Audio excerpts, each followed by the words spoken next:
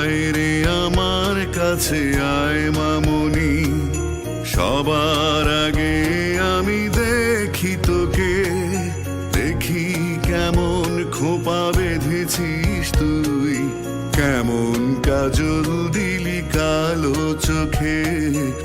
আয় খুব